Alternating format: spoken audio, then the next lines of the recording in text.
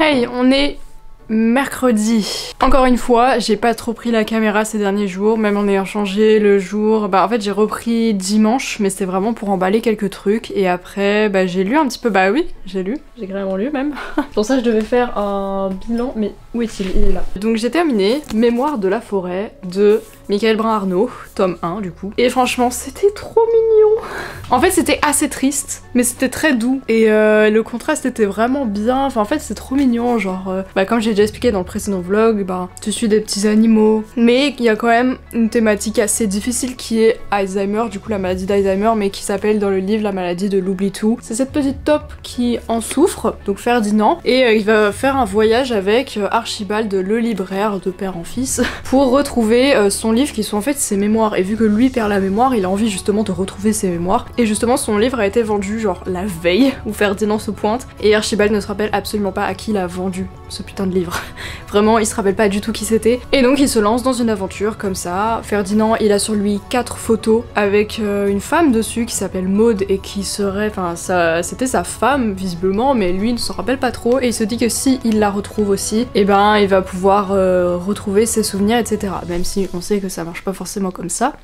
Mais bon, voilà. Et du coup, bah tout le bouquin, c'est un petit peu une aventure où on rencontre plein de personnages qui apportent tous quelque chose bah, à nos personnages ici. Et puis voilà, c'est vraiment une petite aventure dans la forêt, mais avec la maladie de l'oubli-tout. Donc c'est-à-dire que bah, parfois, la nuit, Ferdinand, il va se réveiller, il se rappelle plus où il est, il se rappelle plus qui est Archibald, il veut rentrer, il tape des crises, etc. Bref, vraiment, je trouve que ça dépeint très bien la maladie et sur plein d'aspects, même certains aspects que je ne connaissais pas. Et comme c'est un jeunesse, je pense que ça doit être vraiment bien de faire lire ça même à des enfants, parce qu'en vrai, bah, c'est possible. C'est un jeunesse, mais en vrai, ça se lit tellement bien, même en tant qu'adulte. Enfin, le vocabulaire, tu sens pas forcément que c'est pour les enfants, donc ça c'est bien, parce que ça les prend pas trop pour des cons. Genre, les livres pour enfants où c'est vraiment un vocabulaire très simple et tout, je trouve ça un petit peu relou, et là, pour le coup, c'était bien contrebalancé. Et ouais, franchement, c'était génial. Enfin, ça te fait vraiment une petite bulle de douceur, et en même temps, bah, c'était triste.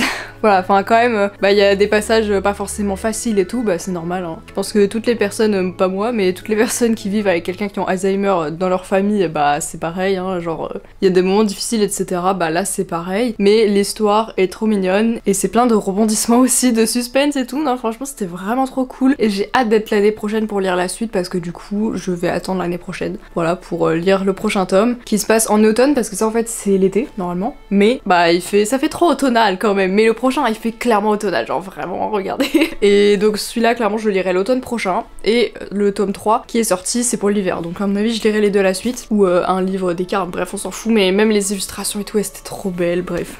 Franchement, coup de cœur, voilà. Et en fait il y a un jour où, bah c'était quand, samedi, on était à Cora, et j'avais trop envie d'acheter un livre. Donc j'ai craqué. Mais pas sur n'importe quoi, en fait j'ai pris la suite de Franck Tillier, donc j'ai pris Angor. J'espère que ça se dit comme ça, mais je pense. La couverture est extrêmement dérangeante, je trouve. Mais franchement, je sais pas, bah en fait j'ai écouté un podcast sur Franck Tillier où il raconte, parce que lui, en fait il est passionné de science et ça se voit dans ses polars, genre vraiment. Toutes les enquêtes, enfin quasiment, c'est par rapport à de la science. Et surtout dans le tout dernier que j'avais lu, donc Atomka, parce que je les lis dans l'ordre dans la saga de Charcot et Nebel. Et donc le dernier c'était Atomka et c'était sur la radioactivité, sur la cryogénisation, enfin voilà. Il y a toujours plein de thèmes en fait dans ces bouquins et c'est ça que j'adore. Et dans celui-là, bah je pense que ça va être encore le cas. Et pour le... j'ai commencé direct, hein, je dois être page 100, ouais 105. Et donc au niveau du résumé, on suit plusieurs personnes, donc une femme qui s'appelle Camille et qui est gendarme. Et elle a eu une greffe de cœur 1 an auparavant parce qu'elle est née avec un problème génétique au cœur. Et elle a eu une greffe de cœur et en fait elle a l'impression de changer un peu. Genre comme si elle changeait de caractère et qu'elle avait des envies qu'elle avait pas avant, et elle commence à se demander si c'est pas à cause de la greffe de cœur, etc.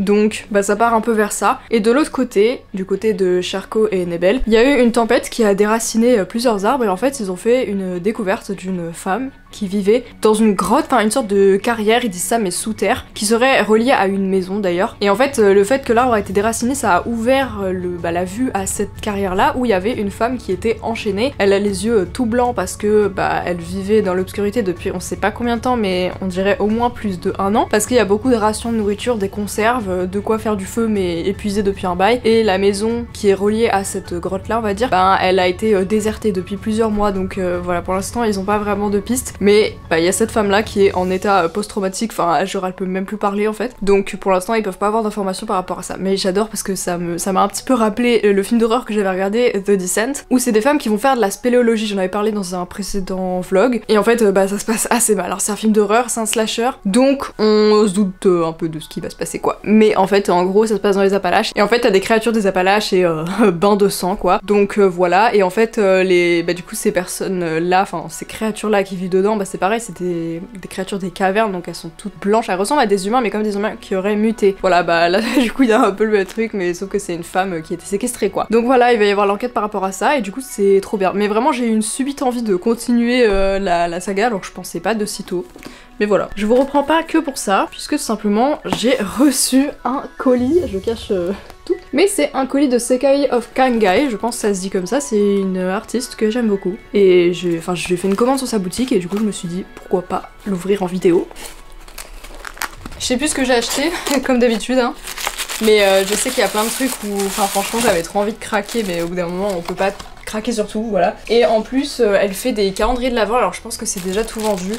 Mais c'était des calendriers de l'Avent, je crois il devait y avoir des 12 et des 24 cases, et en vrai c'est pas si cher par rapport au contenu parce que c'est tout ses créations. Et franchement c'est trop bien d'avoir un calendrier de l'Avent d'artiste, moi j'en ai jamais eu mais je pense que l'année prochaine franchement je vais craquer. C'est juste que cette année en fait j'ai trouvé le calendrier de l'Avent pop Pokémon, genre vraiment dès qu'il est sorti j'ai eu la pub sur Instagram, et franchement la pub elle avait 1 minute hein, donc j'ai sauté dessus, c'était 60 € du coup le prix normal, parce que les calendriers pop Pokémon à chaque fois je les voyais en revente à plus de 100 € et voilà, donc là à 60 balles franchement je suis contente de l'avoir eu, et je l'ai reçu là il y a quelques jours, donc voilà, je l'ouvrirai sur Instagram je pense, parce que je vais pas faire une vidéo par jour. On a le petit magret, voilà, c'est un personnage récurrent de Sekai of Kangai. C'est le petit canard, voilà. Et là, on a la page... Oh, c'est trop mignon, c'est trop chou, genre vraiment là tu peux l'accrocher comme ça à ton mur, ça passe crème quoi. Franchement, elle fait vraiment pas les choses à moitié, hein. Là c'est...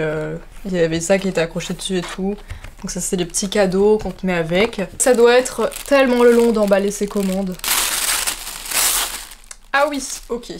Évidemment, je me souviens quand je l'ouvre. J'ai pris des petites chaussettes Shiba. Non mais c'est trop mignon, hein, franchement. Mais regardez, il y a même, bah ça, genre, qui pense à faire ça? Enfin, genre... C'est le truc qui tient les chaussettes. Rien que ça, c'est genre trop mignon. Ça fait trop de la peine de le déchirer. Mais bon, voilà. Petites chaussettes Shiba. C'est trop mignon. C'est des très longues chaussettes. Pour l'hiver, c'est bien. Voilà, des Shiba et des fleurs. Mais c'est trop chou, franchement. J'ai hâte de les mettre. Assortis au plaid en plus. Très bien. On a un washi tape. Moi, je suis trop fan des washi tape, donc voilà. Bon, là, j'avoue, c'est un petit peu à contre-jour, mais c'est un petit washi assez sympathique, automnal, quoi. Trop chou. Ça c'est pour le bullet journal que j'ai un petit peu délaissé récemment. J'ai un peu tout dans la tête et surtout je fais la même chose un peu tous les jours, donc c'est vrai que je m'en suis pas trop servi ces derniers temps. Et j'ai pris un petit carnet. Je sais qu'elle en vendait à la Japan Expo, et sauf que j'avais peur que ce soit des carnets qui se referment trop facilement, et en vrai bah je pense que c'est un peu la même là.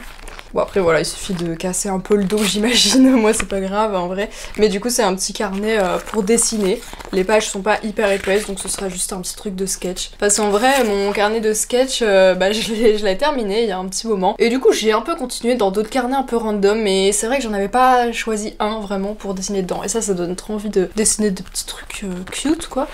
Donc voilà, mais c'est trop mignon, j'adore le design. En vrai c'est dur de trouver des carnets où il n'y a pas de lignes. À chaque fois dans les magasins je regarde, il y a toujours des lignes. Donc bah tu peux pas dessiner dedans quoi. Voilà.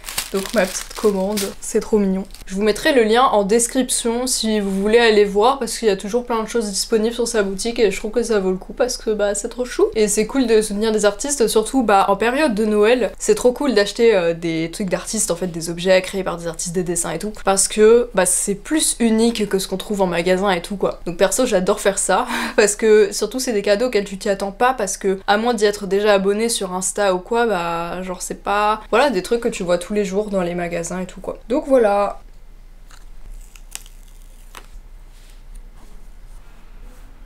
Hello, je vous reprends maintenant parce que en fait j'ai pas fait de conclusion au vlog, donc je le fais maintenant. J'ai vraiment un planning extrêmement chargé. jusqu'à décembre, et là on est à l'heure où je filme cette vidéo, le 29. Il y a vraiment des customs qu'il faut que je termine avant le 1er décembre si possible. Enfin, il y a plein de choses que je dois faire avant le 1er décembre et en fait je suis très en retard.